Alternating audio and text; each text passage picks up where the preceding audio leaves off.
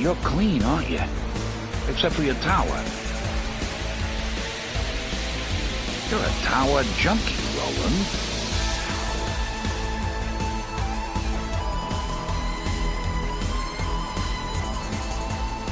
Hello and welcome to Tower Junkies, presented by ObsessiveViewer.com. Tower Junkies is a podcast celebrating the work of Stephen King with an occasional focus on his magnum opus, The Dark Tower series. We discuss the themes, characters, and mythology of the series in palaver episodes, theoretically, and review the books and comic series in Kef episodes, again, theoretically. We also discuss non-Tower King novels, TV and film adaptations of King's work, and the latest news about all things that serve the King.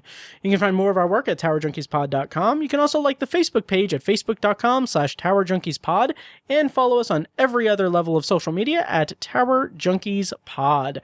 And if you'd like to support what we do here, you can become a patron at Patreon.com/ObsessiveViewer, where at $1 per month you get exclusive B-roll episodes, $2 per month you get those B-roll episodes plus TV reviews, and at $5 you get all of that plus movie commentary tracks, and at $10 a month you get all of that plus early access to podcast episodes and previously unreleased content. Again, that's at Patreon.com/ObsessiveViewer. And so I'm one of your hosts, Matt Hurt, and with me today, as usual, drinking a Diet Mountain Dew, is Tiny. Hello.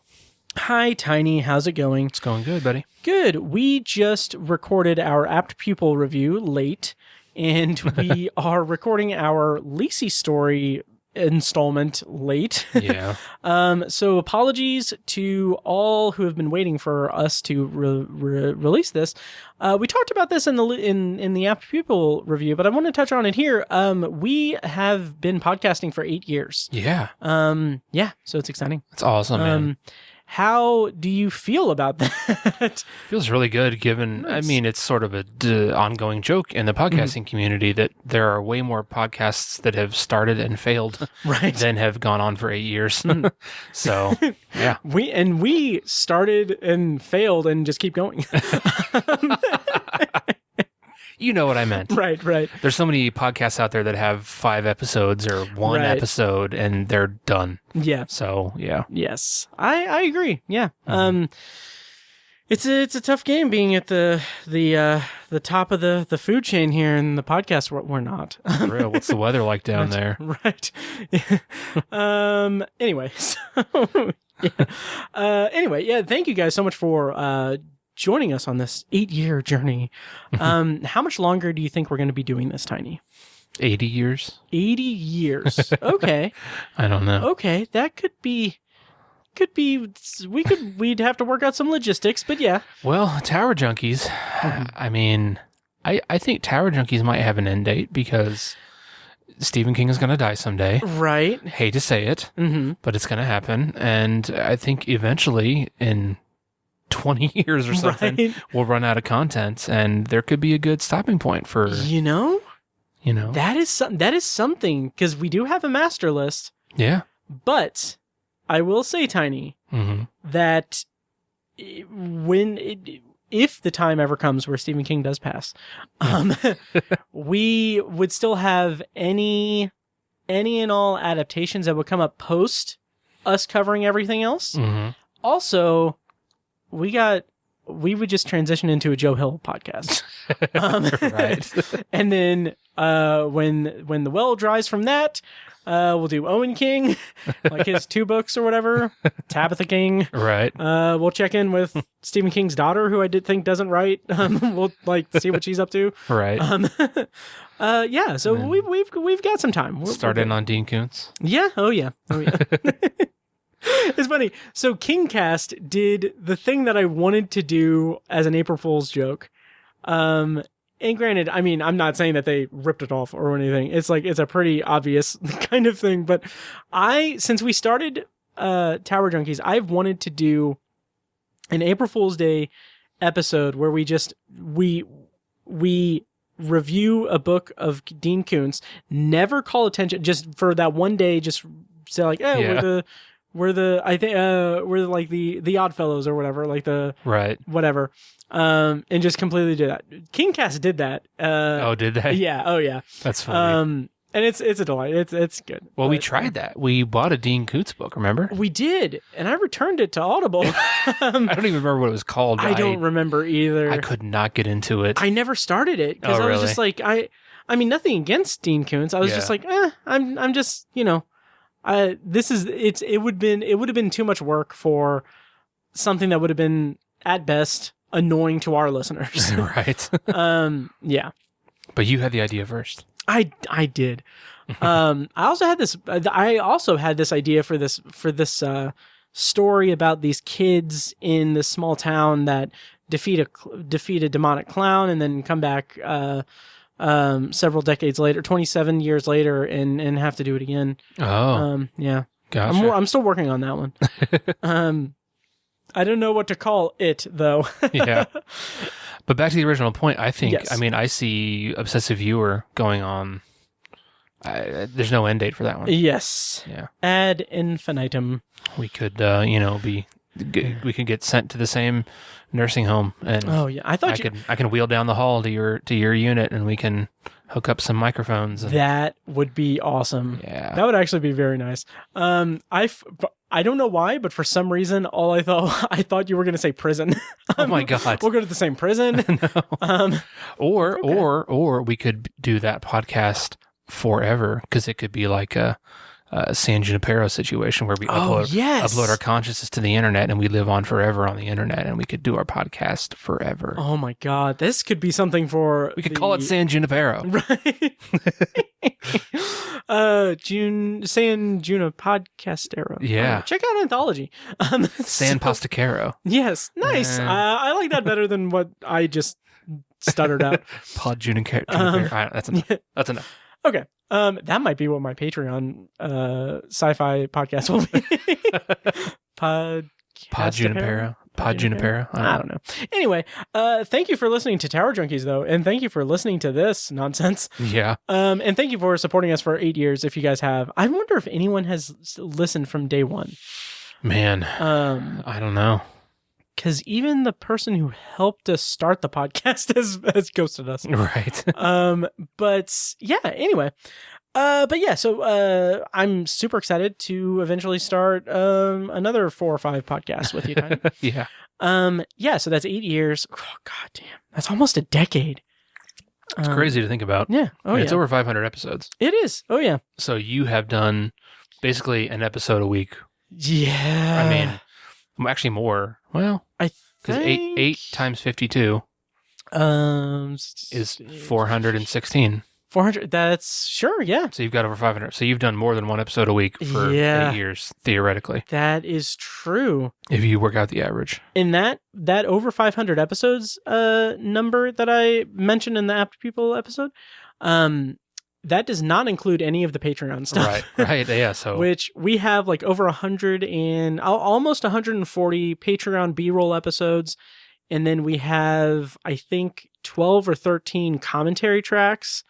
wow. And then like 3 or 4 unreleased stuff on there. Wow. Yeah. Oh, and then TV reviews, I think I'm up to like 10. Damn. Yeah. So Cray balls. yeah, it is crazy. Anyway, so so thank you guys so much for supporting us and everything, and look forward to our podcast about I don't know. Gardening. Gardening. I don't know. Yeah. Okay. Well, anyway. So today on the podcast, we are going to be continuing our series on Lisey's story, the Apple TV Plus adaptation. Today in particular, we're going to be reviewing episodes 3 and 4 of Lisey's story, titled Under the Yum Yum Tree and Jim Dandy, which premiered on Apple TV Plus on June 11th and June 18th, respectively. But before that, Mr. Tiny, we have some news and check-ins to get to. Okay. I have one piece of news. Are you ready to hear this news, Tiny? Lay it on me, bro. Do you know about this? Okay. You always do this. Do you know about this? I have no clue what you're talking about. Do you know about this segment on the podcast that we both host where we talk about Stephen King news? It's the best. And it's only 90% of the time it's way out of date. I'm really excited because I'm very curious if you've heard this news. Okay. Sony Pictures and Blumhouse are... Okay. This is from Deadline. All right. I'm going to read the quote from their first paragraph. and I just had to cringe a little bit because of the pun, but Sony Pictures and Blumhouse are revving back up Christine, a new version of the Stephen King novel that Brian Fuller is writing and will direct for Blumhouse. Brian Fuller, of course, was a guest on the massively more popular than ours Kingcast podcast. Yeah, I like that episode. Me too. And he talked about it as this queer identity story. Right. And man, the idea of him adapting Christine. Yeah.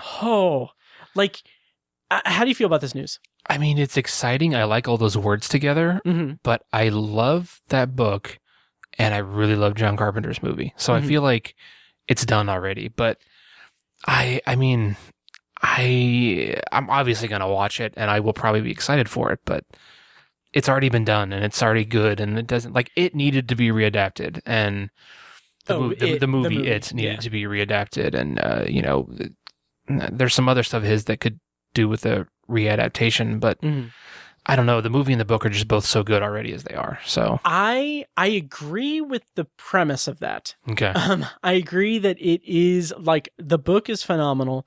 The movie, John Carpenter. I love John Carpenter. It is his adaptation is one of the top tier adaptations of Stephen King. Yeah. But I've seen that argument before, like, oh, why do they got to remake everything, or why like there's no need for this. Just his read of Christine and the passion that he had for it, and the completely unique perspective that he has for Christine, I would say not only what's the word I'm looking for? Not only justifies the idea of him adapting it, but I would argue makes it like necessary, like it needs to be adapted this way, because I think that will create a very unique perspective and a unique read and a unique adaptation that's not going to be just a shot for shot thing with the only difference is CGI effects, right? And I'm super excited because if he does, go all in on that kind of that queer identity read of it, I'm just really looking forward to how respectful and how understanding and how smart all of the internet is going to be about it. Right. Fucking good. idiots. I can't even imagine how bad it's going to be. Yeah.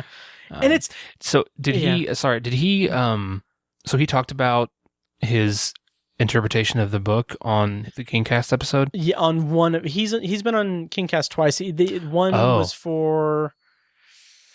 One was for, wow. What was it for? I can't even remember because I haven't listened to both of them. I didn't know there was a second one. Oh so. yeah. Oh, okay. He talks about how I think he's on there for Christine.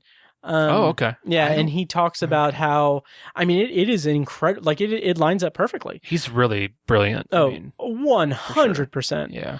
And he like one of the things that he talks about is how it is like it is this queer identity read of it that he has, but he talks about how it is how the relationship between Arnie and Christine is a sexual relationship. Yeah. It is this sexual kind of energy, because like even to the point, the example that he gives is that he stands in front of the car with this giant V at the front of it symbol on it, and he just says "show me." Like he's telling it to show him the vagina of the car. Right.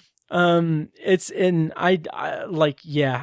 can't wait. I really hope that this actually goes and is made. Wow. Because I think he'll have a lot of interesting stuff to say with this movie. Well, I need to listen to that episode then, and I'm sure I'll be a lot more excited about it. Yeah.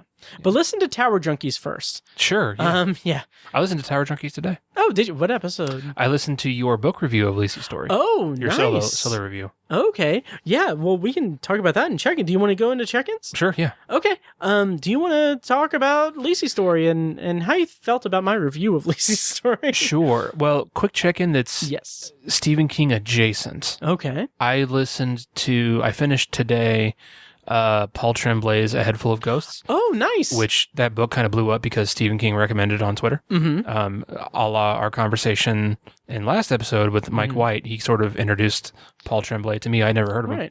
Which, by the way, Mike's Kickstarter is fully funded. Yep. Congratulations to Mike and Dustin, and you're welcome for the Tower Junkies bump.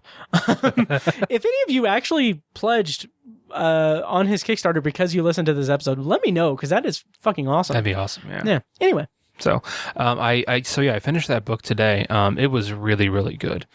It's a fun, fresh take on the exorcism dynamic. Really, really cool story. I highly recommend it. Really good book. So, that's kind of Stephen King adjacent check-in. Nice. And then I finished Lisey's story before I went on vacation. It's been almost a month.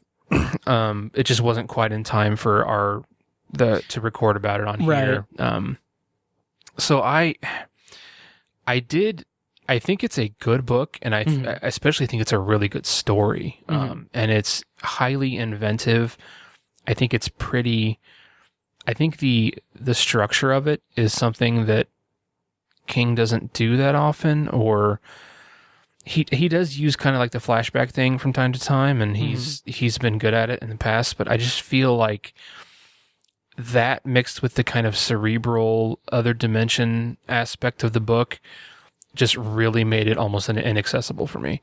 And I don't know if maybe I gave it another shot, or if I had tried to actually read it physically, if it would have, translated better. I really don't know, but I never got into the book and from the beginning, and I never found a way in throughout the rest of the book.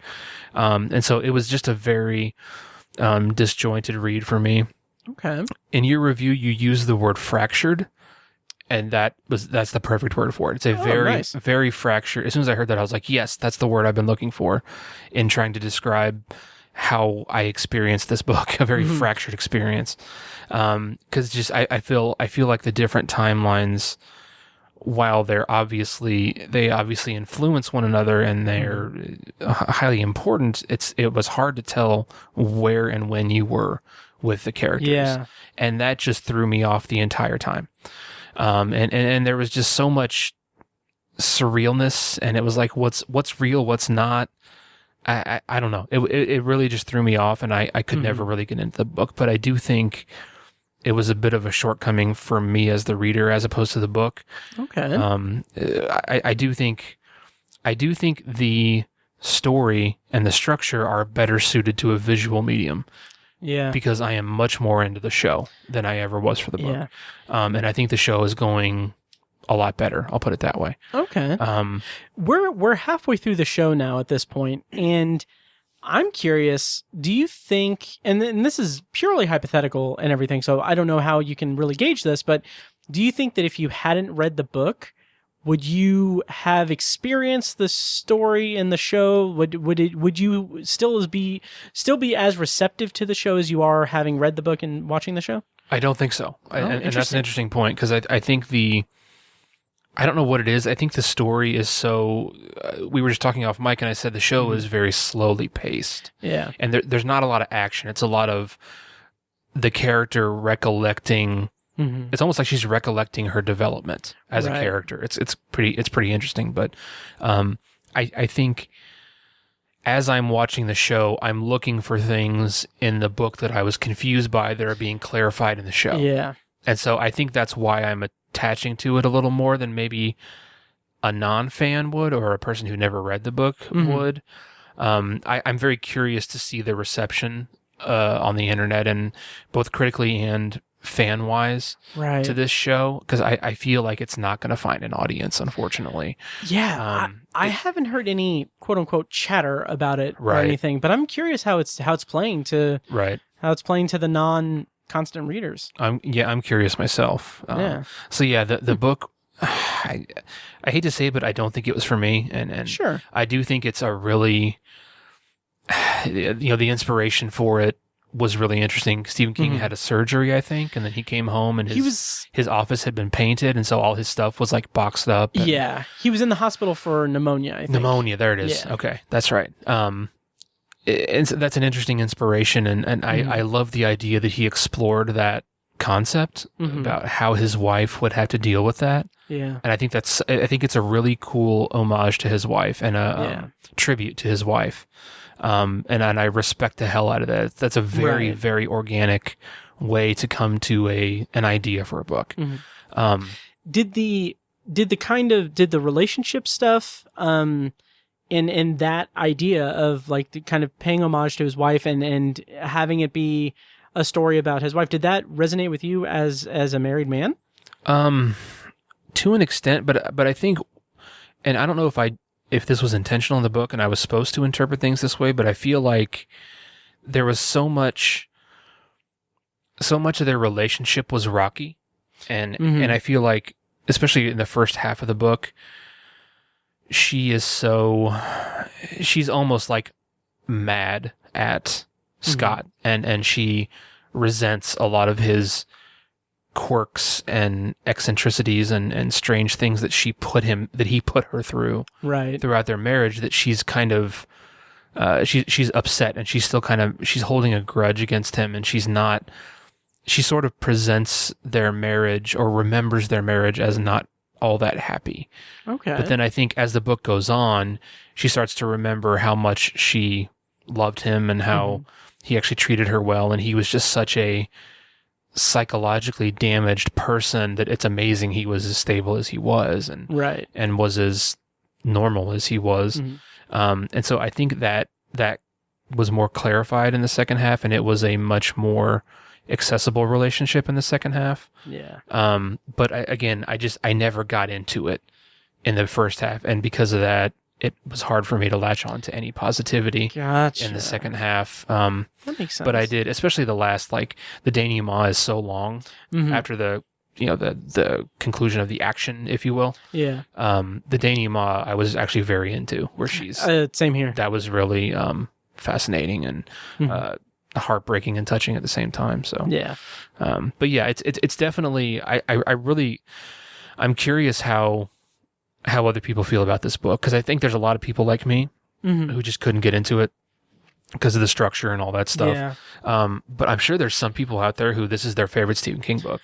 I'd be very curious. And I bet their reasons for that are really good reasons. And I would love to hear someone dissect this book who loves it, like Kim C from the Year of Underrated Stephen King podcast. It'd be interesting to see how, because she loves this book, right? It's interesting because I listened to her episode about it, and she even has like kind of a, I don't want to say contentious relationship with the book, but like this is a book that she read and didn't quite grasp onto. Like she had like a similar experience that we did. But she found herself thinking more and more about it, and it kind of kept coming back up and everything. I highly recommend her podcast and her episode about Lisey's story. I just saw some of her tweets where she was talking about how much she liked the book, and I was like, oh, she must be one of the people who really loved it. So yeah, I'd be curious to see that. Yeah, and I think there's totally a great argument for why this is a great book. Oh yeah, it's just I can't articulate it, or it wasn't for me, or something like that. Yeah, totally. So, yeah. Yeah. And what did you think of my episode? Again, really good. I like it was well said. I was fishing for that. Yeah, totally. Yeah. Again, as soon as you said the word fractured, I was like, I like snapped my fingers. Yes. I was listening in the car and I was like, yes, that is the perfect word. But yeah, you did a good job, of course. Oh, thank you. Yeah.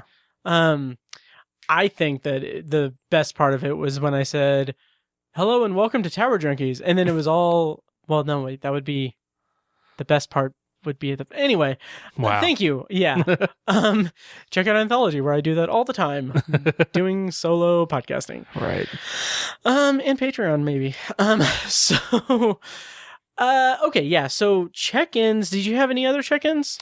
No, that's it. Nice. Yeah, I haven't started a new Stephen King book in a while. I was gonna ask. My Audible's open right now. I don't have anything on because I just finished A Head Full of Ghosts today. So. Do you have anything on the horizon? I have. So thoughts? I've had in my Audible just chilling. I have, off the top of my head, I know I have Needful Things and Firestarter just sitting there. Oh, interesting. Purchased and downloaded that I haven't listened to. I don't have a credit. I won't have a credit for another couple weeks. Okay. It's like the middle of the month when I get my credit. So there is actually for the next 2 days. a very big sale on Audible. Really? Yeah, I don't know what all there is, but you might want to check. Like, I know the the Eye of the Dragon or the Eyes of the Dragon is like $11. Okay. You can buy just individual books. Oh yeah. I've never tried to do that because I always just see like, oh, you can get 3 credits for $32 or whatever. Yeah. And I usually do that too. But I will see if I see a sale like that, like I just got Carl Sagan's Pale Blue Dot for like, I think like $8 or something. Okay.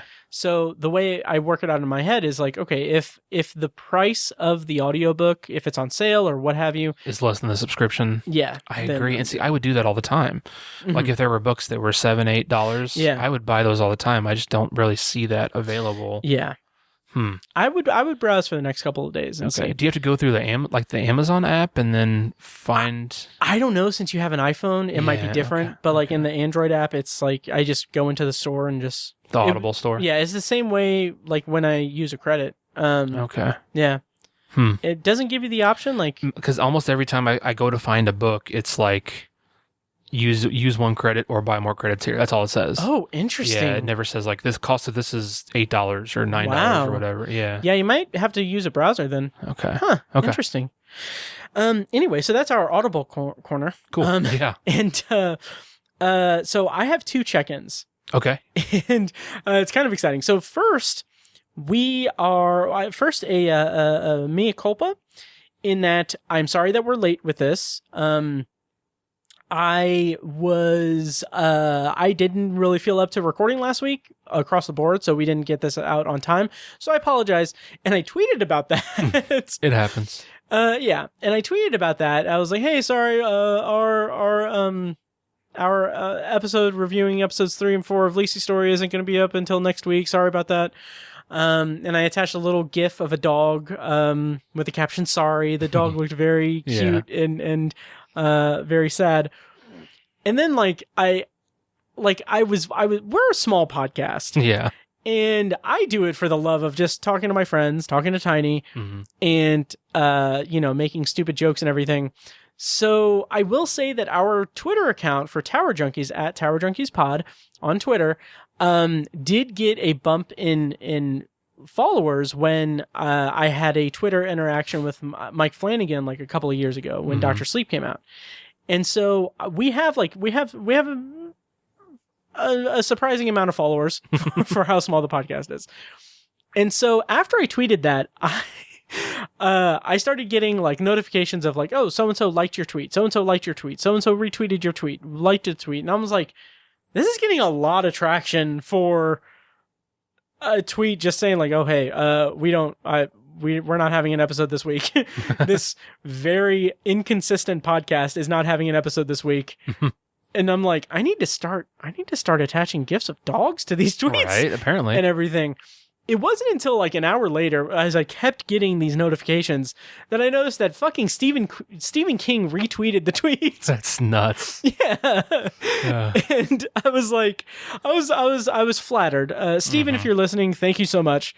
We love you, and you have an open invitation to be on this podcast. Yes. And also, I thought it was funny, like, yes, the one tweet that Stephen King retweets of ours is a tweet telling people that we're not having an episode How this we week. failed. Yes. Yeah, I know, right?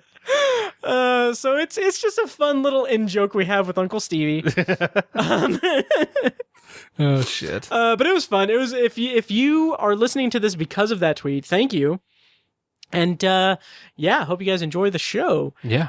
We did pick up some new followers from it, so that's great. Awesome. But I was just so tickled by that. I was like, oh, fucking Stephen King retweeted us, and I didn't even know. Like, it didn't give me a notification or anything. Right.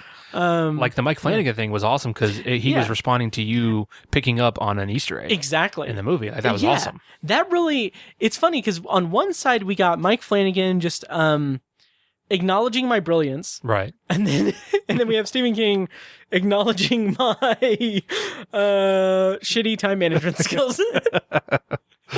So I don't know, maybe I don't know. I'm trying to think of something like I don't know. Yeah, maybe someday you'll write a review or have an episode release where he gets it finds its way onto his Twitter feed and he retweets it. Yeah.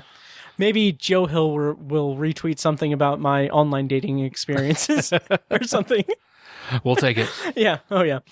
Anyway, if you want to leave a review for the podcast, check out iTunes or Apple Podcast now, I guess. I don't know. Anyway, so that is my check-in, one of my check-ins. Mm-hmm. I have another check-in.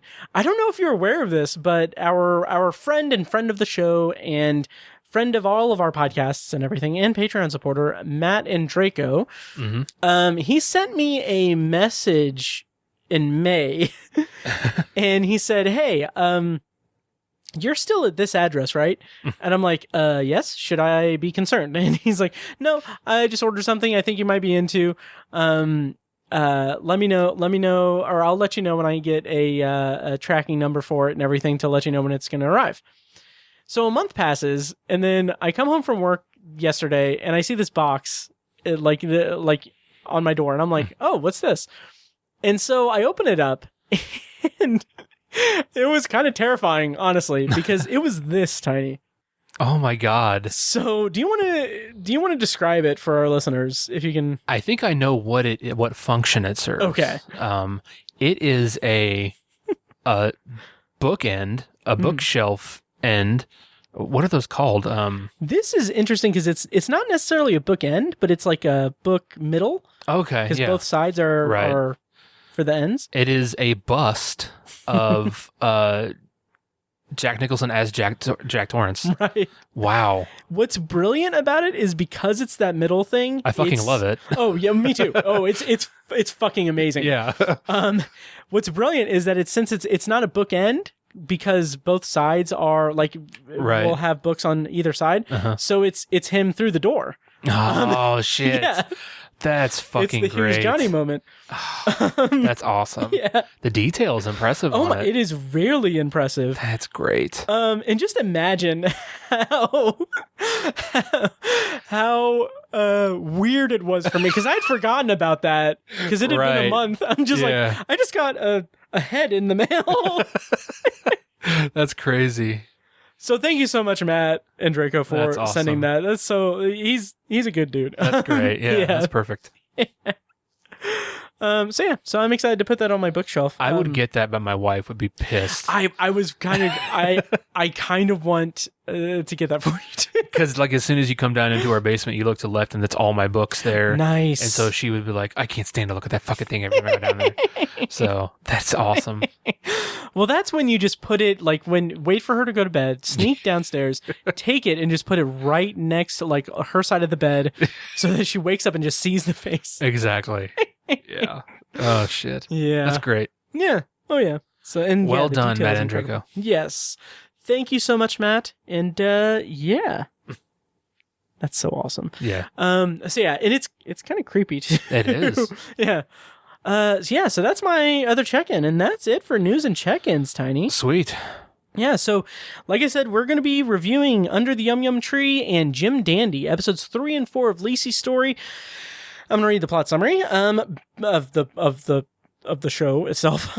Based on the novel by Stephen King, this terrifying thriller follows widow Lisey Landon as a series of disturbing events revives memories of her marriage to author Scott Landon and the darkness that plagued him.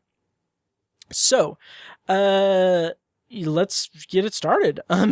Yep. Yeah, episode 3, we're going to do a non-spoiler and spoiler review for both of these episodes. Do we do that? We do that. Yes. Yeah. Yeah. So it's been a couple weeks since we recorded. And so we're going to start with episode 3, Under the Yum Yum Tree. Non-spoiler first and then spoilers. Air date was June 11th on Apple TV+. Teleplay by Stephen King and directed by Pablo Larraín. Cast, of course, Julianne Moore, Joan Allen, Jennifer Jason Leigh, Dane DeHaan, Michael Pitt, and Sung Kang.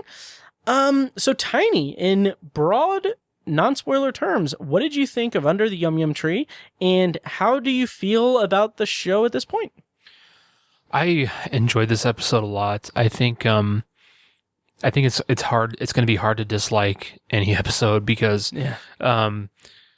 what's so great about the show is that I think Julianne Moore and Clive Owen have really good chemistry together.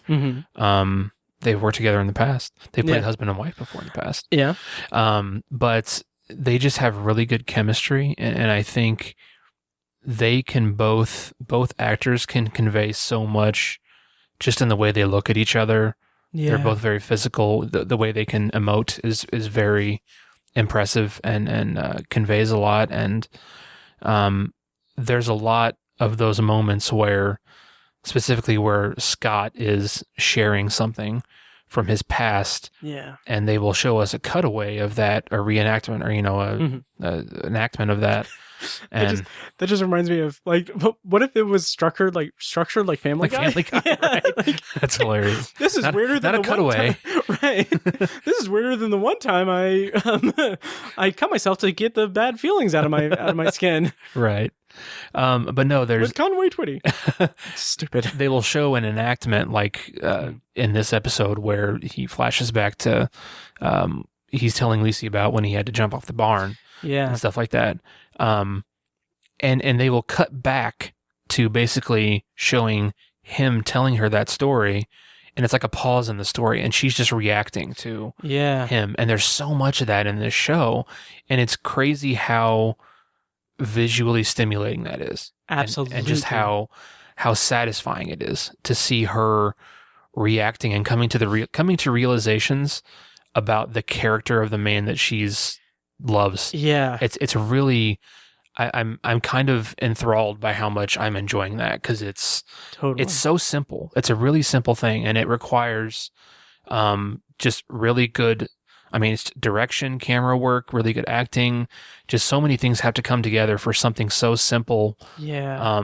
It's something so simple, but it's so hard to achieve. I think there's plenty of movies and TV shows where that level of intimacy is lost, or they just never find it. Right. And they've managed to tap into it on this show with just a few episodes. So. Absolutely. And like it's not a delivery system for exposition, or it's at least not solely because of that. And it's not necessarily presenting Scott's backstory as a mystery. It's deepening our knowledge of these characters.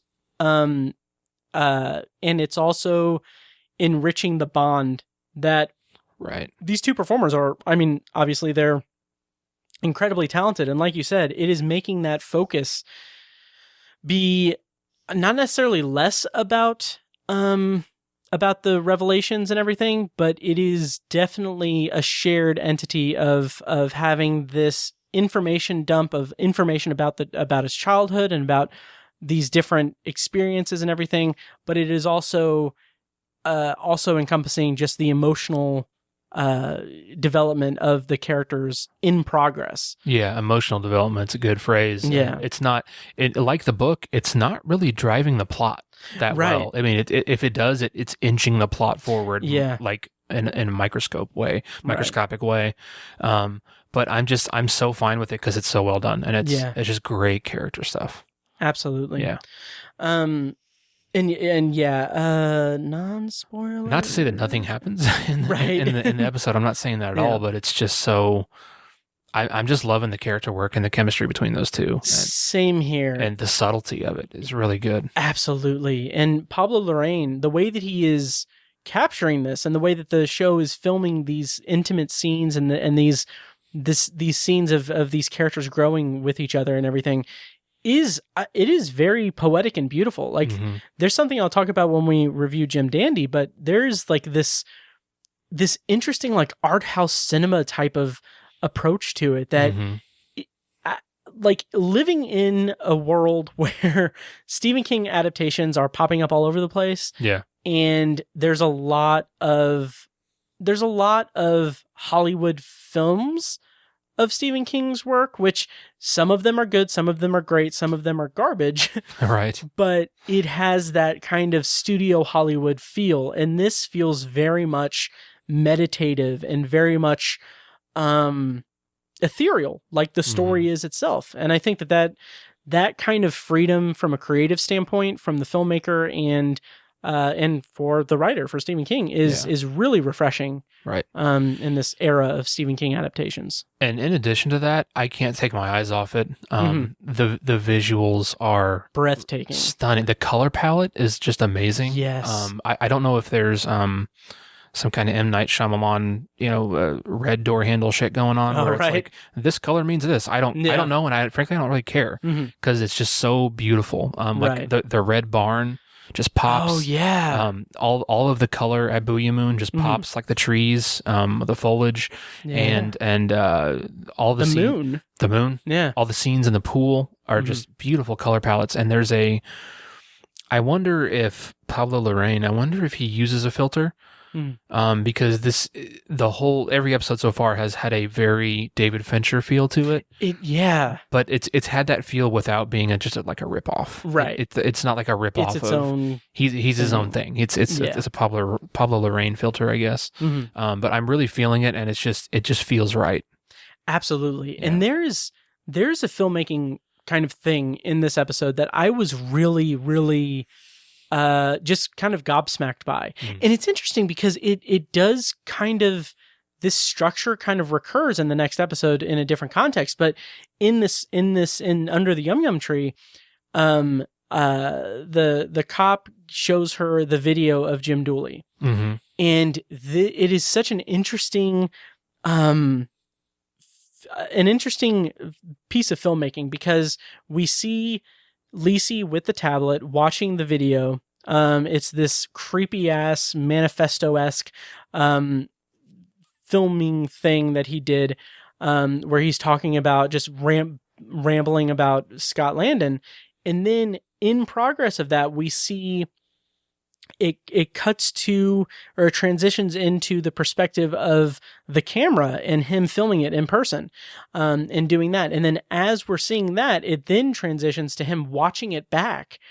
And it's like, we're getting the whole video, but it's through these 3 different perspectives. Right. And then it kind of goes to that, and then it goes back and goes through, like, kind of goes back up the Inception-y kind of way. And it's interesting because that kind of Russian nesting doll effect is something that recurs in Jim Dandy in the second episode we're reviewing tonight. Wow, that's some good analysis. I don't know that I fully picked up on all that.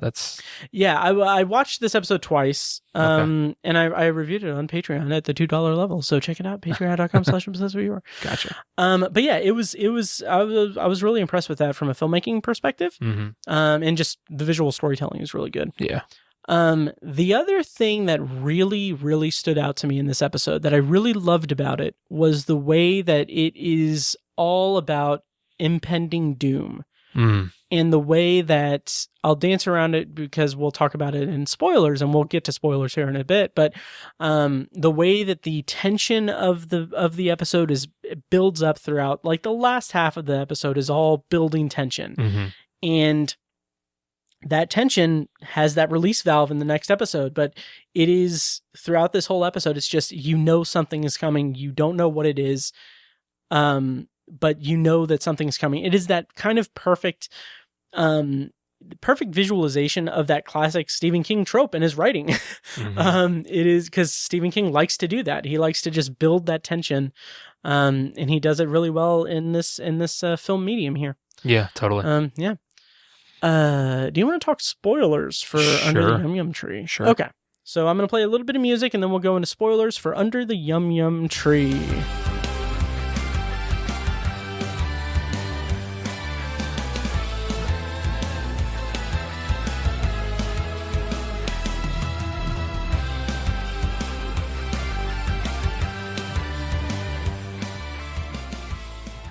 Okay, so spoilers for Under the Yum Yum Tree. I forgot to mention this, but we got our first look at the Antlers Inn.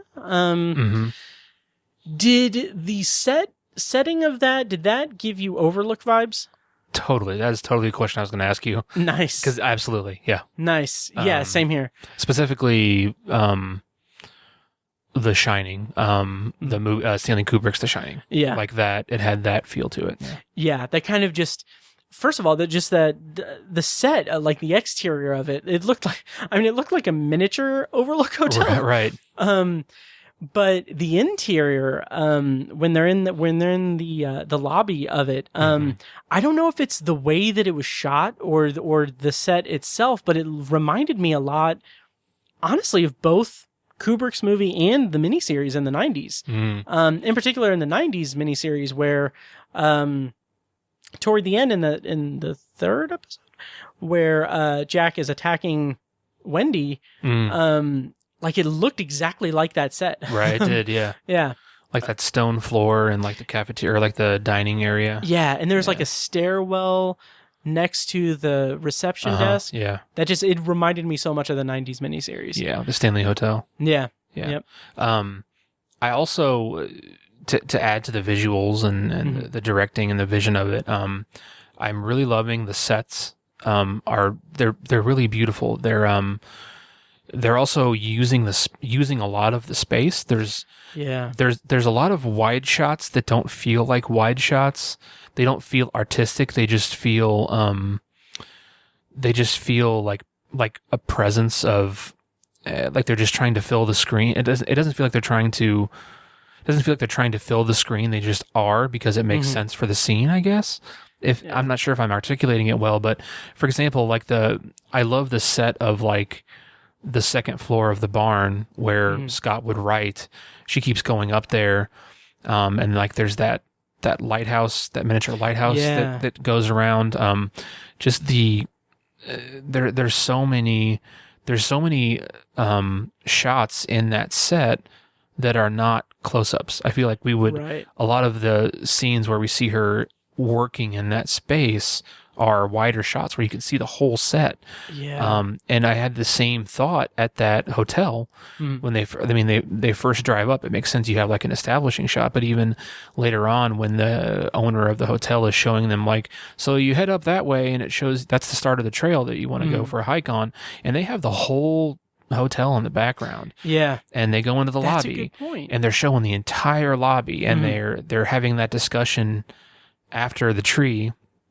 After the Yum Yum tree, they're having that conversation where he's kind of explaining some of the rules of going to Booyah Moon, where they're in like the dining room area, and it's like it shows the whole dining room. They're sitting in front of this big fireplace, and it's like it's just a lot of really full screens that like it doesn't seem like it's necessary. Like it seems like some producer would have come in and be like, no, let's just do a close up here. Right. We don't want to spend a bunch of money here on the set and do all that crap. And let's save it up for when they're under the Yum Yum tree. We're gonna have to spend a lot of money on that set, and it's gonna have to be really grandiose, and there's gonna have to be some CGI. So let's tone down this other stuff. Like they don't tone down anything. It's all very. There's a ton of presence. Absolutely. In the sets, and it's just really. It's really jumping out to me how detailed everything is. Oh, absolutely. They don't feel like sets. They feel like they went to a house and they went to a hotel and they went to an old farm in the South where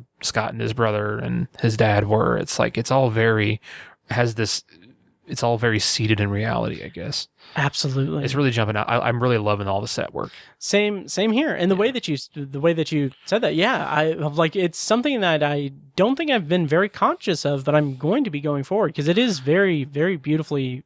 Yeah. I want to say rendered, but it's not rendered. It's just jumped out to me for whatever reason. I'm really loving the production value, I guess. Yeah, and those kind of, for lack of a better word, real world sets, like the hotel, the houses, and like all that, like the detail and I think that wide framing of the detail of it really helps sell the imaginative displays we get of Booyah Moon.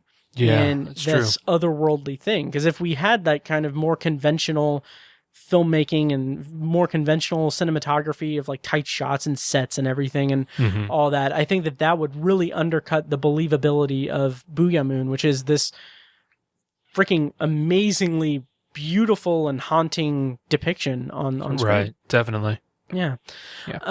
So last time on the podcast, you asked me if I noticed if it was Michael Pitt playing Scott's father. Mm-hmm. I said I didn't notice him. It is. It is. Yeah, I'm glad I was right. Yeah. And man, like, he is unrecognizable. Yeah, he really is. Yeah. And that scene where he's talking to them is just like that. He's incredibly talented. He really is such a good actor. Yeah.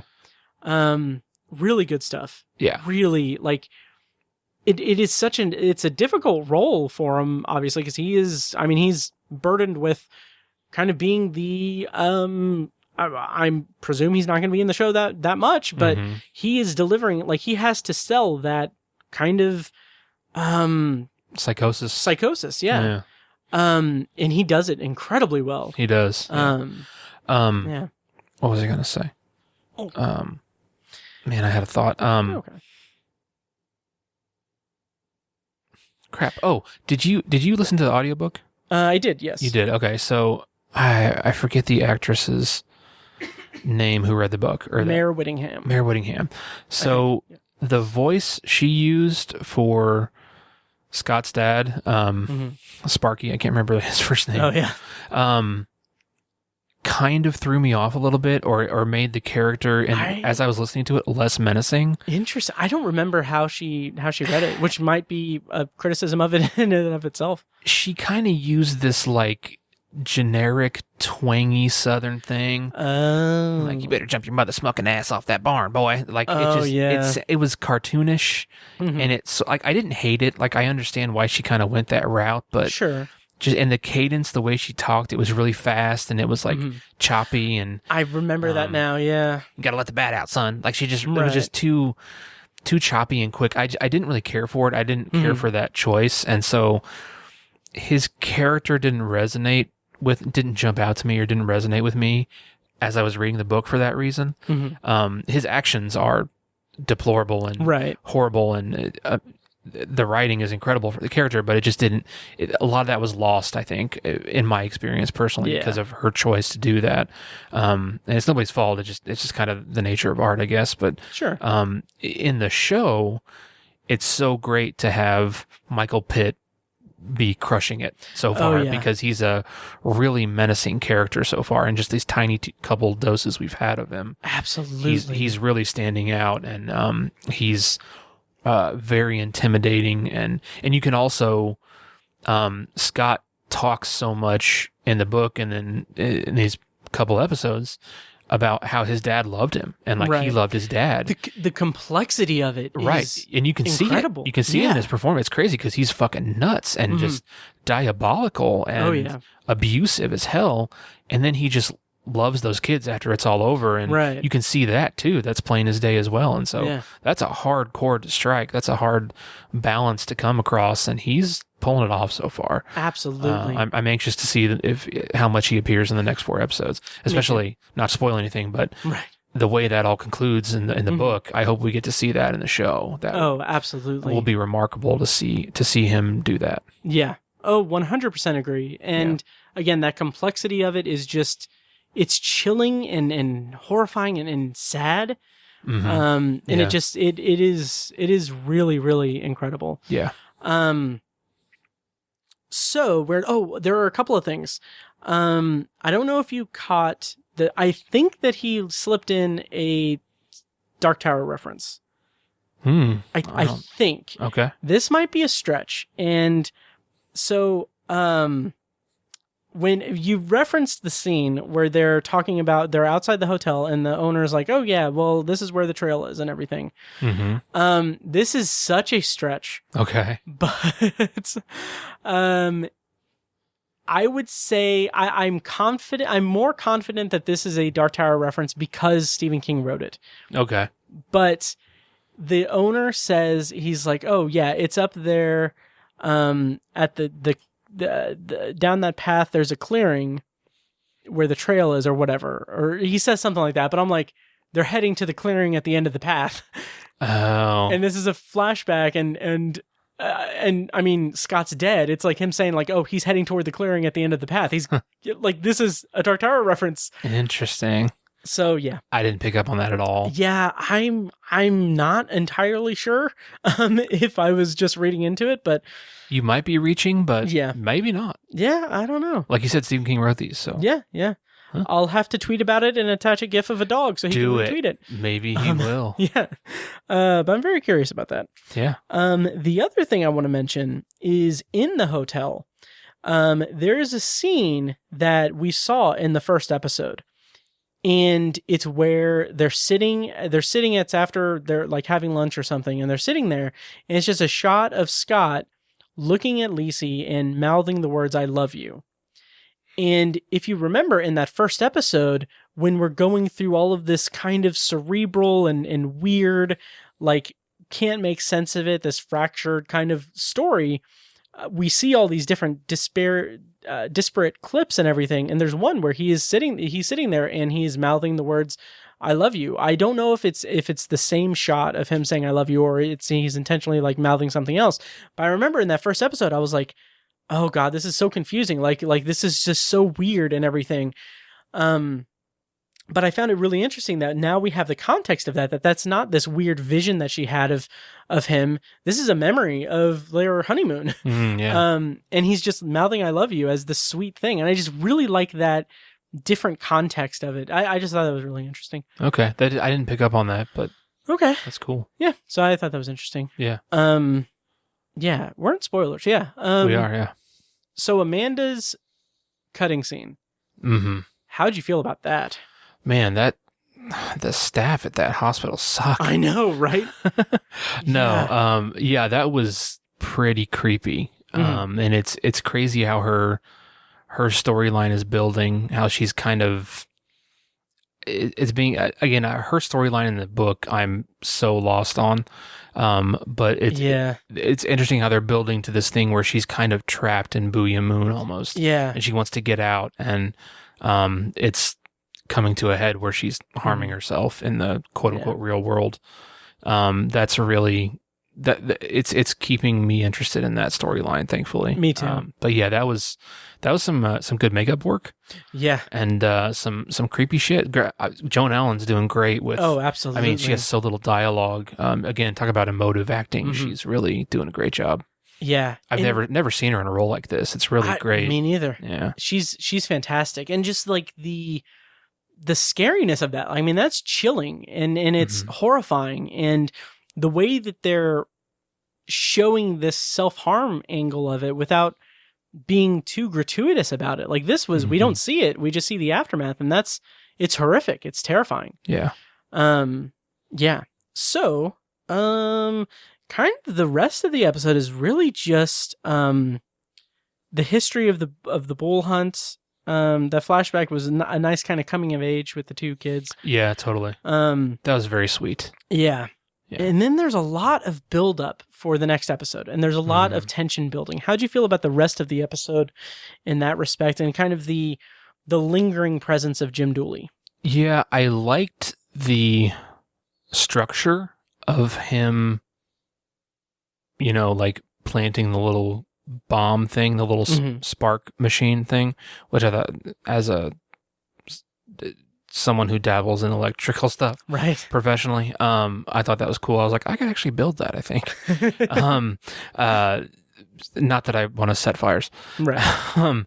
But him doing that, and then basically so methodically finding a way into her home and building towards that, especially like the final scene where like he hears the door opening and hears her coming in. Yeah. Like that's just really cool. And that was some pretty good tension building right there. And you get that last shot of her just like kind of that realization that, oh, something is wrong. Right. There's something wrong here. Right. Yeah. Any other thoughts on Under the Yum Yum Tree? No, I think the again, my favorite part was that when they're actually under the Yum Yum Tree and he's telling her that story and the back and forth between that moment and the flashback he's telling her and the present day. Like in the book, I lost complete track of that, and it didn't. Yeah. It's not that I didn't understand the story he was trying to tell and the significance of it, but the way that it all wove together was completely lost on me. But in this in the show, I'm completely tracking with it, and I'm on board, and it's making sense, and I'm following it, and I'm enjoying the shit out of it. And again, I think this story is so much is structured so well to a visual medium, to a TV show or a movie. Absolutely. Absolutely. It's lending itself very well to this medium, and it's working really well. And it started to jump out at this episode, I think. Definitely. And the way that it is, it's doing that kind of dual narrative kind of thing, having the storyline of Jim Dooley and fleshing that out, I feel, a little bit more than it was in the book. Or maybe that's just because all of the weird cerebral flashback stuff and everything was so confusing in the book that it really made me just not be able to latch on to the in-kunk stuff. Yeah. But here in the show, it's working really well. Nice. Yeah. So that's our review of Under the Yum Yum Tree, and then we're going to go ahead and review episode 4, Jim Dandy. Yes, sir. Yeah, well, again, we're going to do a non-spoiler and spoiler review. So here we go with our review of Jim Dandy. All right, so episode 4 is titled Jim Dandy, as I said. Originally aired June 18th, which was when this episode was supposed to go up, but we did not get that deadline. Teleplay again by Stephen King, directed by Pablo Larraín. Again, we're going to do non-spoiler and spoiler review. Check the show notes for timestamps and all that. Tiny. Yep. Jim Dandy. Mm-hmm. How did you feel about this episode? What stood out to you in non-spoilers? The sound stood out to me.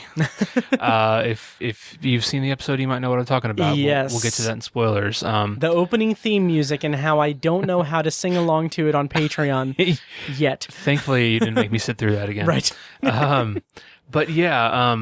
Lisey story. God, please no. I'm just kidding. So the episode starts out with something that you would kind of expect to be at the end of an episode. Yeah, it's the release valve of the tension from last episode. Absolutely. Yeah. So it's an interesting creative choice there, but it works. Totally works. But yeah, this is I think the series really started to take off with episode 3, and it's finding its groove with this one, with episode 4.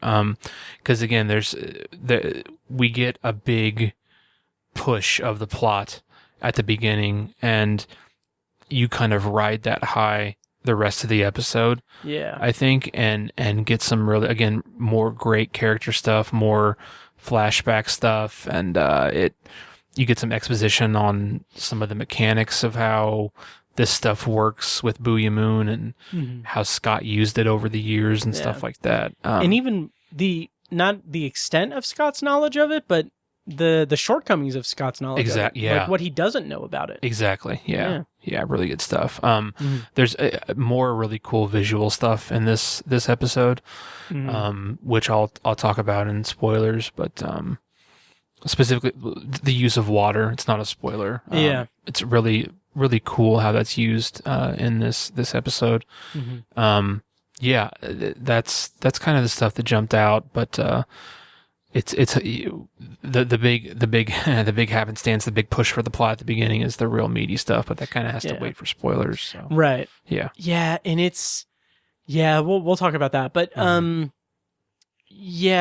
honestly, should we just jump into spoilers? That's fine with me. Okay. Yeah, I think what I'll say in non-spoilers is that this episode is where Dane DeHaan's performance, like he has been inching toward clicking together with me. And I've been throughout the season or throughout the show, each episode I've gotten more into his performance and everything. Okay. This is where it's like, okay, this is actually transitioning from, okay, this is finally jiving with me to, okay, this is really incredible. Yeah. Nice. Yeah. It's a really just disturbing and messed up performance. Yeah. While I totally understand your criticisms from the first couple episodes of his performance, I've been on board from the get-go. Nice. I'm a fan of his, and he's been jumping out to me from the get-go. So, nice. Yeah. Well, that's awesome. That's good.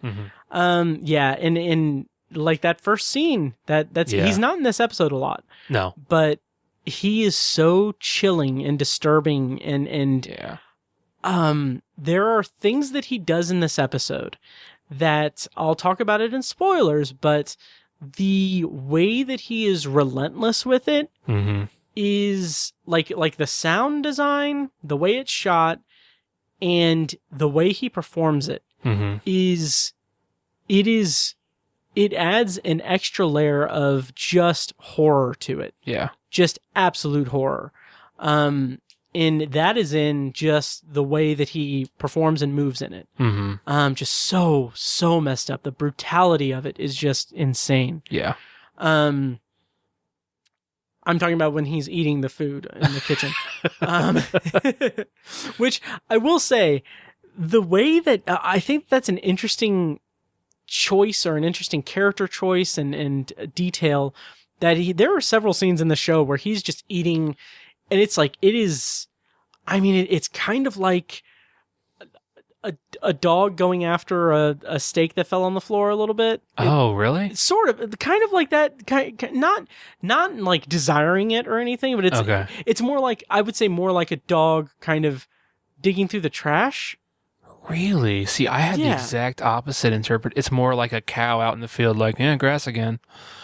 Okay, like, yeah. He seems to chew so slowly and methodically, and like there's a scene in this where he comes upon a refrigerator and he opens the refrigerator. He's just kind of looking around for a second. Just the brutality of that refrigerator. And he's like, he leaves the door burger. open. There's a burger. Yeah. So he just grabs it and he just slowly takes it over to the microwave, nukes it, and he sits down. And he's just like, and it's just slow and methodical. I had kind of the opposite, and maybe I'm misremembering it, but I think you're right. I think I'm just not articulating it that well. Like I think it's the first episode or the second, maybe, where he's chewing the fried chicken. Fried chicken, and it's just the crunching is so like, and just slow. And I think what I'm getting at is really the messiness of it.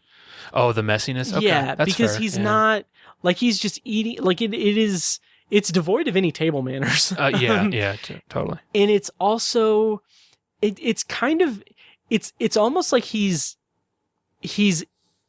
devouring food as a necessity to keep him living. Right. But it's also completely devoid of any nutritional stuff. It's like, I'm just going to eat this fucking like leftover hamburger and that'll sustain me for the next 8 hours until my next meal or whatever. Yeah. It just and he's just so, the makeup effect of like, he's just so bloated and greasy. Yeah. And he just seems like, it's just like nothing about him is like he has no knowledge of how to take care of himself. Right. I totally get that. Yeah. Yeah. So I think somewhere in there, I had a better analysis of like, you can dig through it and figure out what I'm trying to say. Okay.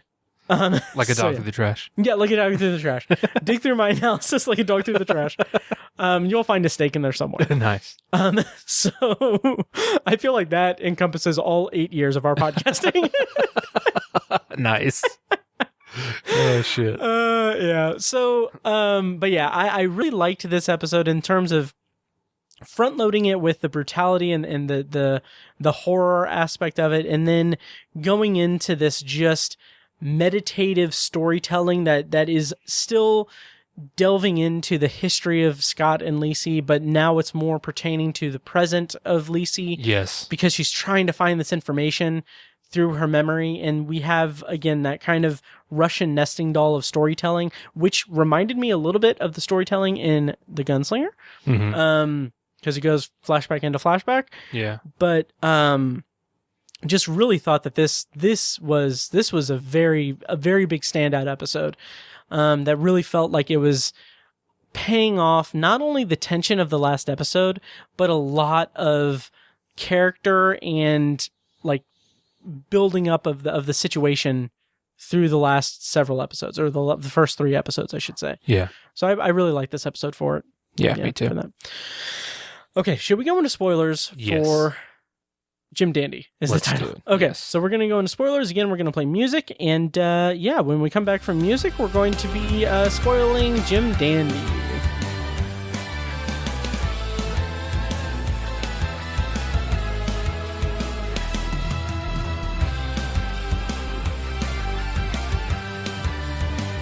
My throat is getting sore. Oh, really? Yeah. Because before you came over, I recorded the Patreon thing for Jim Dandy. Oh, shit. And then also that science fiction thing. Eesh. Yeah. So this is fun. So spoilers on for Jim Dandy. Let's talk about that opening scene. Yes. So it's marionettes and the theme music is playing, and I sing along.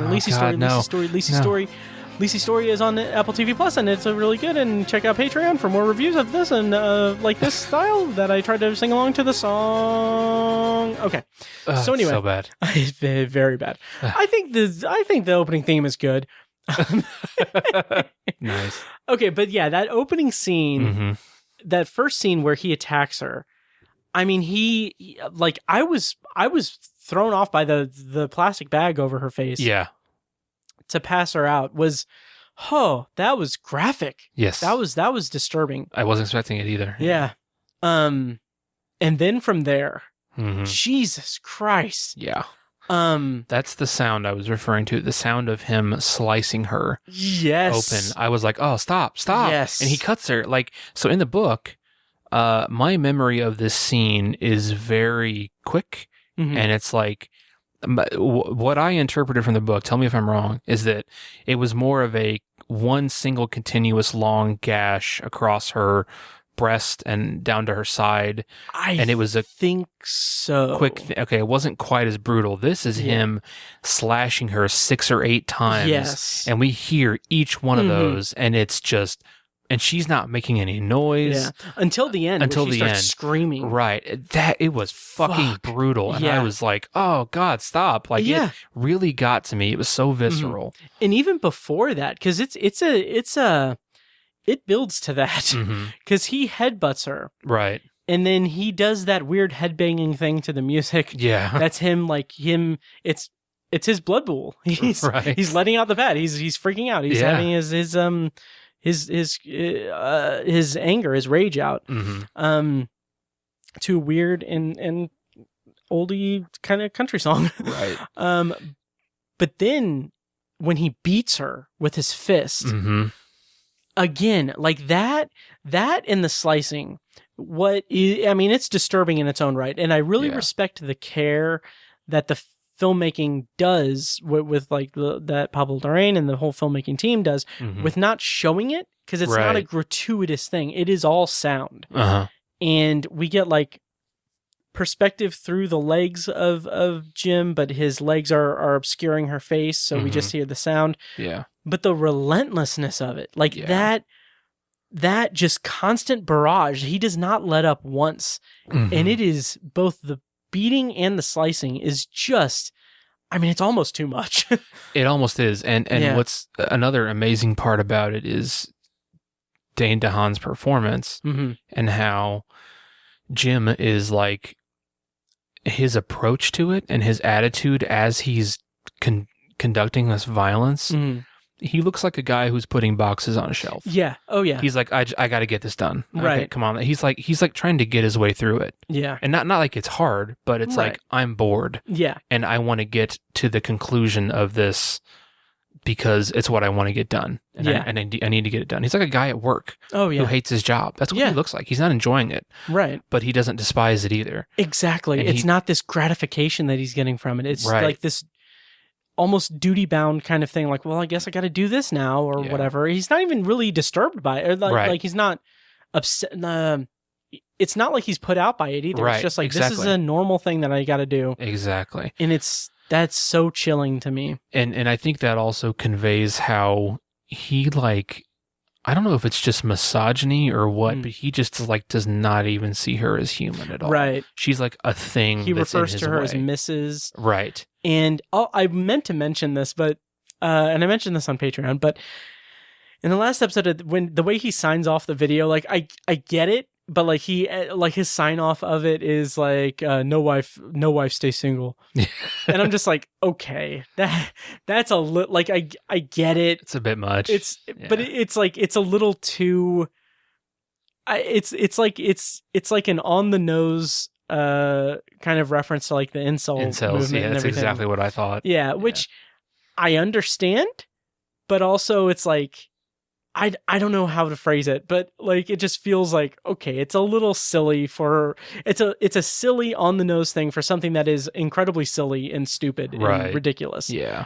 So I don't know, it just felt kind of off, but So one thing I wanted to ask you, is it I don't think it's been conveyed in the series yet, unless I missed it, and I don't remember if it's covered in the book. But does Lisey ever give a reason why she is not willing to give up these manuscripts and papers to have them published? Like, why is she so adamantly against it happening? I think in the show it hasn't been necessarily conveyed per se, but I think it's more that it's just like, I mean, these hardcore fans, this cult of Landon they're fucking nutballs. Okay. But I think that in the book it's more demonstrated by that first scene in the book where she's talking about the inkunks, the people that are harassing her for it and everything, and that are crazy about Scott Landon, and she doesn't want to give them like an inch or anything. Okay. That's my read of it. I don't remember though. Because I just think if it were me, I'd be like, fucking fine, have it. Here you go. Publish it. I don't give a shit anymore. Right. Like, I'm not sure why it's so important to her. Yeah, I kind of feel like it maybe has something to do with legacy and how it's something that, I mean, she's a grieving widow. Right. And she's still like, I think that there's that disconnect where she's still grieving the loss of her husband, and like the vultures are coming in to be like, oh, we want the secret stories, we want the hidden stories and everything. Okay. I just kind of wish that was fleshed out a little more. I agree, because she's going to extremes to defend this stuff, and it's like, if someone's gonna slice me up, I'd be like, fucking fine, right? Like, I don't. That's just me, but that's what's interesting is that I would have the opposite reaction. It's like, oh, now you're not getting it. I thought about it, but no. And she even does that a little bit. She's like, there's a sequel to Relics, and I kind of feel like, I don't know if that's her taunting him or that's her saying like, okay, I admit there is stuff there. I think that was her taunting him, which made me love it. Yeah. Oh yeah. And my other thought is just fucking shoot the guy. Right. Like, God, just shoot him. Like but I think. It's good that she doesn't, and because she has a great reason for hating guns, right? And not even in this situation, not wanting to have one, right? But again, it's hard for me to disconnect from that. Like, just fucking shoot him. Like, just think about it this way. I would be very curious what you would think if you were to revisit both the book and the show down the road, like after I'm dead and after you're a podcast widow, and you have all of the fans of all of our podcasts being like, you got to release the Matt cut of all of the podcasts. You need to. We know we had a secret podcast hidden away. We need this. I've been called a lot of things that I didn't like. The top might be podcast widow. Podcast widow. I know, because the thought of losing me is hard. I understand. Yeah, that's it. Jesus. Anyway. So that the brutality of that was really something else. Another thing that jumped out to me about it, and we can move on after this, but is before it all starts, he has kind of his attitude towards her. He's a very passive captor, if that makes sense. Yeah. He's like sitting at the desk, and she's like far away from him on the couch. Like, she could, I think he might have her bound, like maybe her hands are tied. I think her hands are tied behind her back, maybe, but like she could totally get up and just run away, right? And he's like leaned back in the chair at the desk and everything, and it's like he feels so confident and righteous and in control that like he has that amount of physical distance between them, and that amount of physical passivity, I guess, where he's like, I'm this in control, and she's a stupid thing. Like, she's a woman. And again, I think it's an extension of his misogyny, I guess, is what it is.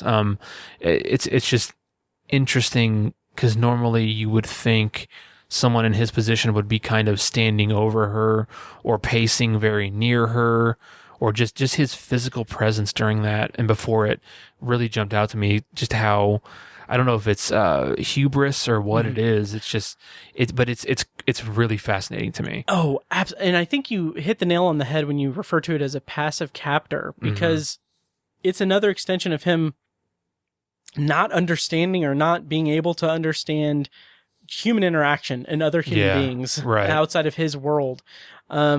because it's not like that. It conveys so much in his performance because it's specifically because he's not calculating. It's not this calculating thing. Right. The most that he's done in terms of forethought for this plan is diverting the police away from the place. Yeah. Then he goes and he's just, it's like, it is just this almost natural kind of like, okay, well now I'm going to do this and now I'm going to talk like this at you, Mrs. I'm Dane DeHaan. And it's just so, I almost want to say casual, and that makes it even more chilling to me. He's like the Joker. He's like a dog chasing cars. He wouldn't know what to do with one if he caught it. Or a dog jumping in the trash and getting food and trying to find a steak. Nice. Yeah. So yeah, that was just something that I wasn't sure if you picked up on that or not. That was an interesting aspect. That is interesting. I didn't necessarily pick up on that, but that's interesting. Yeah, and I don't know if it's a thing, like if they intentionally did that, or if it's an extension of his character. I don't think care. I thought it was interesting. Right. It's not something you see that often. But. Yeah, I agree. Yeah. The scene where he is in Amanda's house and he goes to the fridge and everything. Yeah. Did you register that as Amanda's house, or did you not? Like, because I couldn't remember if they established that exterior shot as Amanda's house in a previous episode, or if Darla arriving there was supposed to be like, oh shit, that's Amanda's house. That's where he's there. Like that's right. Yeah. Well, I mean, I knew it was. I wasn't sure if it was Amanda's house or Darla's house. Okay, but you did know that it had. It was a sister's house. It was one of the sisters' houses. Okay, I thought that, but I can't remember if it's conveyed. I'm pretty sure it is said in the book that Darla's like married and has a couple kids. Maybe. I think so. Or did I make that up? So I kind of. In the moment, I was thinking, well, this isn't Darla's house. It's probably Amanda's house. Right. And maybe he doesn't know that she's in the hospital or something. I don't know. Because he threatens her with the note. Yeah. And says, I'm going to kill your sisters and then kill you. Right. Yeah. So, anyways, yeah, that was... chilling. Yeah, that scene was kind of chilling, sure. And especially when he's just kind of sitting there while she's going through the house. Again, he's not calculated. He's just... Right. He reacts and he's just kind of there, like fly by the seat of his pants kind of guy. Yeah. Which is strange for that kind of character. Right. But it works so well. Yeah. It's such a cool character and a good performance. Oh, yeah. And the text that Darla sends to her and saying, like, you could have at least done the dishes or whatever. I thought that was going to be like a trigger to her to be like, oh, shit, he's in the house. That was him. Yeah, right. But that it didn't pan out. But she was also probably concussed and probably a little distracted. A little bit. Yeah. How did you feel about that? Like I said, the Russian nesting doll of the story of the flashbacks and everything to her and Scott and her and Amanda and figuring out Booyah Moon and the healing properties of the pool and everything. How did you feel about the way that all played out through all the different flashbacks? I'm kind of trying to figure out if that's my favorite part of the Nice. of the episode, or the attack at the beginning is my favorite part. I don't know. I'll probably have to watch it again, but it's really, it was so cool. Just because it's funny. Again, you would think this attack would be the meat of the episode, and it would be something that was built to, and it would be the big conclusion at the end of an episode. But they kind of tuck it in as the opening scene of this episode, and I think honestly it was more effective that way. Yeah. It was almost like a cliffhanger at the end of the last episode, and then we lead into this big action scene at the beginning. Yeah. But that was like, this is a 50-minute episode, 55 minutes, something like that, and the attack is 15 minutes maybe. Yeah, I don't even think it's 20. So yeah, it's not very long, and so the meat of the episode is her. I think it's really cool that, again, I don't know if this is in the book because I just didn't pick up on it, but in the episode, her inspiration for trying to figure out how to get to Booyah Moon, or her inspiration for remembering it, is the fact that she's really, really badly injured and she's not going to be able to defend herself and move forward unless she heals. And so her motivation is, I need to get to Booyah Moon to get to the healing pool to heal myself the way that Scott and his family used to, because I'm really badly injured and I don't want to get the cops involved and have to go to the hospital and turn it into this big thing. I need to do this myself. And I don't want to deal with the medical bills. Right. I don't have health insurance. Right. I don't know if that was in the book. because I think that was clearly kind of what set her on that path was the motivation to I need to heal and I need to get better. And that's what led her down the path to have this memory and remember how to get back there and all that stuff. That was just a cool motivation, I guess. And I liked that a lot. Was that in the book? Was that how she remembered this? I don't remember. I think it was. Part of it, at least? Yeah, I think so, yeah. Okay. Yeah. Gotcha. But yeah, that was just an interesting catalyst to set us on the path to where she has this memory. Right. But yeah, and then from there, it's just, again, it's the way that she's remembering in the present. And remembering kind of in the past with... And yeah, right. And then remembering the memory of going to Booyah Moon and Scott explaining some of the mechanics to her, and then the memory of him talking about going there with Scott talking about going there with his brother Paul. Yes. So you have a flashback and a flashback and then the present. And again, the way those all weave together, so good. And just so like you said, the Russian nesting doll kind of thing is so cool. And she'll have these. It had more really cool scenes and well done scenes where she's in the present, all cut up and bleeding, and she's having these realizations and she's remembering hey, this is how this worked, or this is what Scott said, or this is his memory of going there with his brother. And she will have these reactive, they'll show her reaction to remembering. Yes. And it's crazy how effective that is. Oh yeah. It's just her face sitting there. Right. And it's so, again, it's just great acting on her part. It's great writing. It's great structure, storytelling, camera work, everything. It's all blending together so well.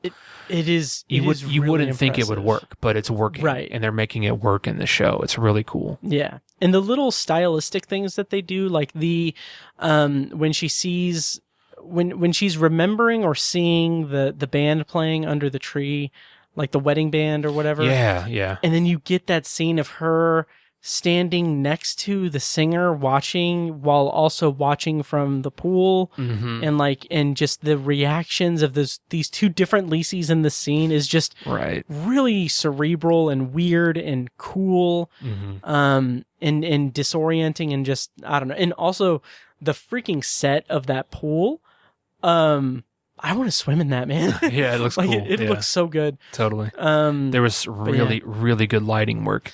Absolutely. In that scene. I kind of forgot about that. Yeah. Yeah. Yeah. And then the flashback to Paul and Scott at Booyah Moon and the long boy.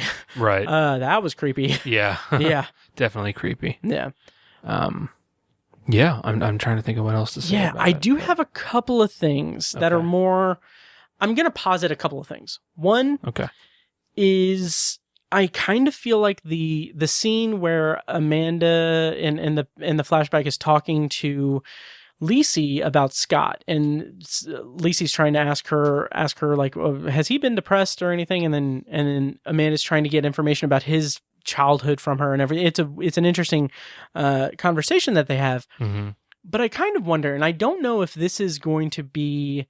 I don't know if this is an apt comparison or a conclusion to draw from the story as it's presented in the show, but I kind of feel like there's an interesting kind of two sides of the same coin aspect to Jim Dooley and Scott Landon.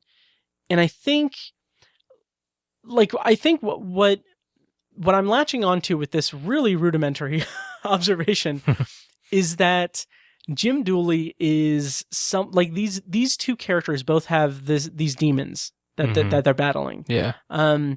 Jim Dooley is someone who does this alone, and he is complete. He does the whole incel thing, no wife, stay single, eat chicken.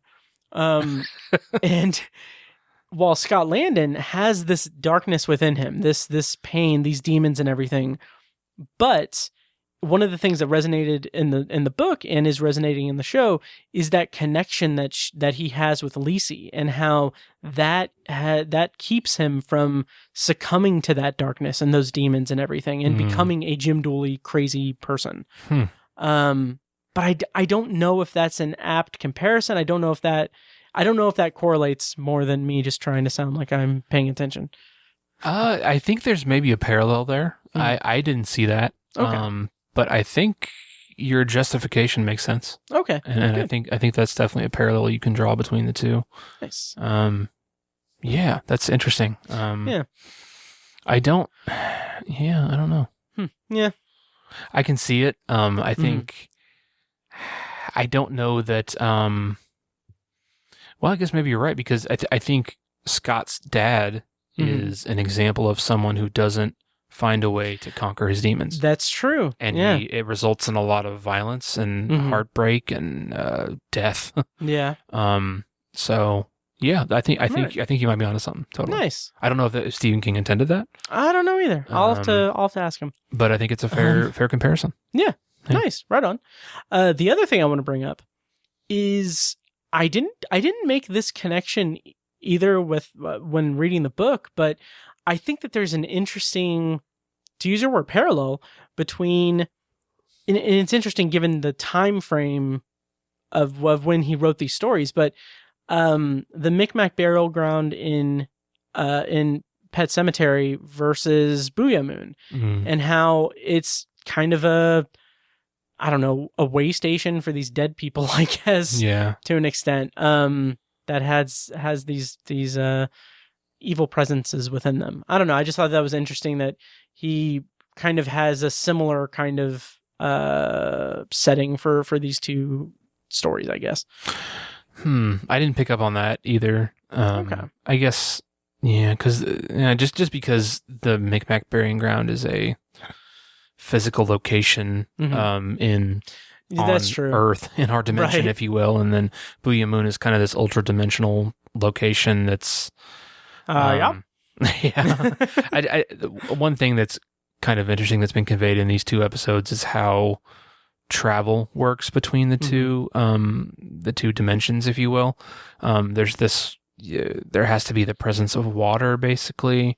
It's almost like you use water to travel between the two locations. That was really interesting. And the fact that Scott doesn't know like what it means, how that works, or why. That was really cool. Totally. And I think it's a really cool choice, because was that in the book? Do you remember? Was the water thing in the book? Yes, definitely. Okay. So I think why I appreciate it in the show is because that's hard to do. Like that's a tough decision in filmmaking. Adding water to any scene makes it more difficult. And I think they kind of ruined some sets by having overflowing water and these overflowing sinks. And I especially appreciated, I think it's when they're on their honeymoon and he's talking about the mechanics of traveling to Booyah Moon, and there's they're sitting in front of the fireplace. It's like a fire, like one of those metal fire pits. Yeah. And it has a stone back, the stone wall behind it, and the water starts spilling down the stone wall like a waterfall. Yes. And then they see it spilling over one of the walls in the back of their like suite or wherever they're staying. That was just really a really cool effect. And I really liked that effect a lot. The use of water was really cool. And in that sequence, when it's playing the score is playing this very soft kind of piano medley, as it's going through, that is where it really felt like it was kind of an art house cinema kind of film. Yeah. And I was just really, really into that. I thought that was really cool. Me too. Yeah. Yeah. Anything else we should talk about with Jim Dandy? Again, just a really great episode. And I'm totally on board and just fully into the series now. Me too. Yeah. Me too. And I think next time on the podcast, I don't know when I'm going to post this versus the Apt People one, because we recorded 2 episodes tonight. Yeah. Oh, my throat. You recorded 3. We did. Oh, yes. Yeah. 3.5. Jeez. Yeah. After not recording anything for about a week and a half. Oh man. So this is definitely a marathon for you. It is. Oh yeah. But I'm glad to be back. It's great. Sweet. So, yeah, that'll do it for our review of Jim Dandy and episodes 3 and 4 of Lisey's story. Next time in this review series, we're going to be reviewing episodes 5 and 6, titled The Good Brother and Now You Must Be Still. So check that out when it comes out. I do want to mention, I forgot to mention this at the beginning. Tiny, did you notice or are you aware that our screeners for the first episode had the wrong title? No, I didn't notice that. Yeah. Throughout the entire first episode of our review of this, we refer to it as Blood Hunt, I think. Yeah, Blood Hunt. But it's actually, the title is Bull Hunt. So our screeners had Blood Hunt for some reason. So anyway, I corrected it and put a disclaimer in the show notes. Anyway, so we're not idiots. We can read. And yeah. All right. Well, I think that'll do it for this episode. Thanks again to Matt and Draco for his thoughtful gift that he sent to me. And yeah, again, check out Patreon, patreon.com/obsessiveviewer for tons of bonus content and stuff that I'm constantly putting out there. Yeah, any parting thoughts, Tiny? No parting thoughts. All right, awesome. Well, that'll do it for this episode of Tower Junkies. I don't know why I said it like that. I don't know. So thank you guys so much for listening. Long days and pleasant nights. And may you have twice the number.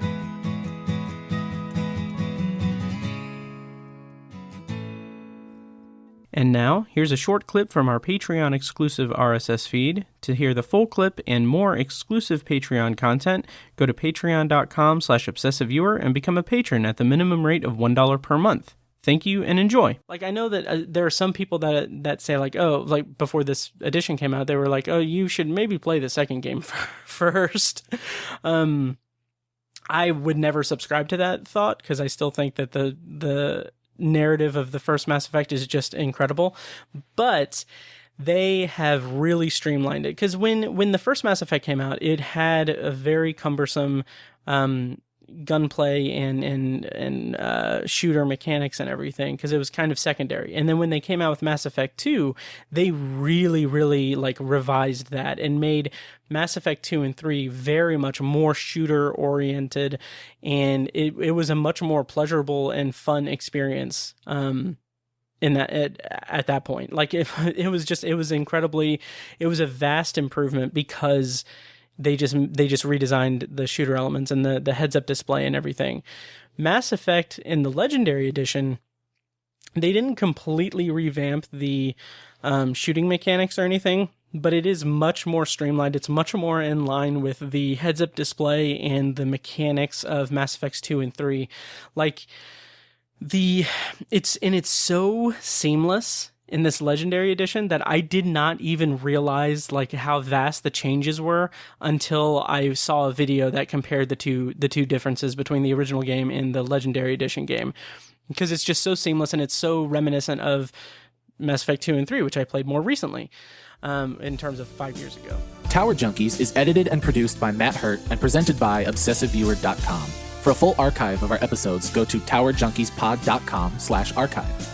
You can also like our Facebook page at facebook.com/towerjunkiespod and follow us on Twitter at towerjunkiespod. If you enjoy the show, please take a couple minutes to leave us a rating and a quick review on Apple Podcasts. This is the easiest way to support what we do, and all it costs is just a little bit of your time. If you'd like to donate to the podcast, you can make a PayPal donation at towerjunkiespod.com/donate or support us on Patreon for recurring donations and access to commentary tracks and B-roll audio recorded exclusively for patrons at patreon.com/obsessiveviewer. Every donation goes toward paying the fees to keep the podcast running and is greatly appreciated. For official Obsessive Viewer merch, including shirts, mugs, phone cases, and more, visit our TeePublic store. You can find a link to the store in the show notes of this episode and at obsessiveviewer.com/donate. Or you can simply search for Obsessive Viewer at teepublic.com. For information about our annual live event showcasing short horror films from local filmmakers, check out shocktoberinirvington.com. And for an archive of all our events, as well as news about potential future events, head over to obsessiveviewer.com/live. For more podcast content, you can find our flagship movie and TV review and discussion show, The Obsessive Viewer Podcast, at obsessiveviewer.com and on Twitter at obsessiveviewer. You can also find Anthology, Matt's solo podcast covering The Twilight Zone, and other classic and contemporary science fiction anthology TV shows at anthologypod.com and OV Anthology Pod on Twitter. And finally, check out The Secular Perspective, Tiny's side project podcast, which tackles current events and life's big questions from the perspective of secular hosts Chad and Amanda at thesecularperspective.com. Music for the podcast is provided with permission from Fingers T on YouTube. Additional bumper music is provided courtesy of As Good As It Gets, which can be found at facebook.com/asgoodasitgetsband. Thank you so much for listening. Long days and pleasant nights.